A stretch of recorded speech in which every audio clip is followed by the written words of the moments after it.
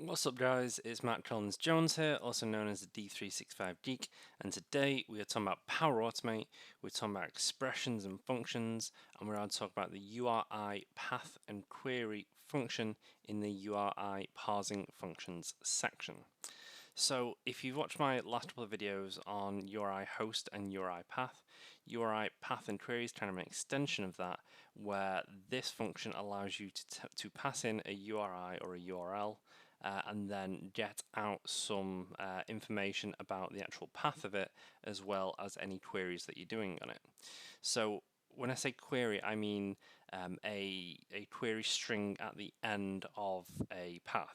So if you come from a Dynamics world, you know that if you navigate to a record or you navigate to a model-driven app, you get a little bit after the rest of it. So you get like the CRM.4, location and the instance and stuff, and then you get kind of like a question mark and like entity ID or an app ID or something like that that identifies that record that we're looking at. That sort of language is kind of common across various technologies. So you could have ones that will filter based on date or pass in a certain parameter, and this query actually allows you to get out those parameters. So let's take a look at it.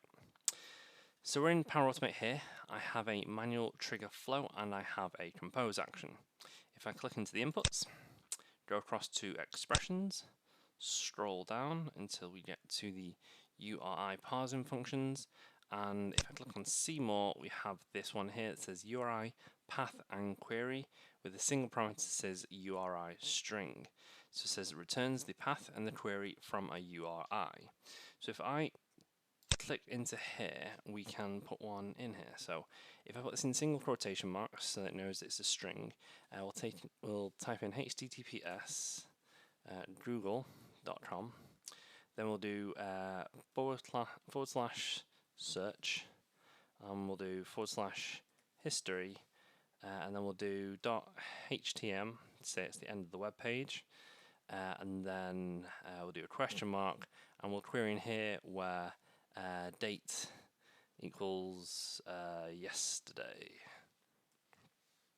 So that's not an actual URI, that is just one that I've just made up now, but essentially that would be looking at search, at history, and then we're passing in an optional parameter of date and yesterday. So we click OK, and it goes into there, and we can test this out. Click on test, I'll perform the trigger action, save and test, run the flow, click on done. And we can say it ran successfully, and in our compose action we get this bit. So we get the search / history .htm question mark date and yesterday. So this is actually pulling out the whole path and query of what we've got. So if it was path, it would just have this / search / history, but because we're putting all this in, we're actually pulling out the whole of this. So this could be used, for instance, if you're trying to pass parameters from one system to another system. So maybe you have an API that sends you details, and on a request you could pass information to it with a specific query. So say specifying a specific date, and then pass that to Flow. Flow can then pick that up, and then maybe pass that to a different API source or different endpoint. We could do something like that, or we could do some sort of like filtering on things. So there's a lot of applications for this, especially around applications that do use this sort of query language. So as always, I want to know what you guys use this for, so let me know in the comments down below what you're using this for, or what do you think you can use this for in the future. If you've liked this video, please like and please share it with your friends, it's always appreciated. If you've not already, please subscribe to our YouTube channel. I'll see you next time.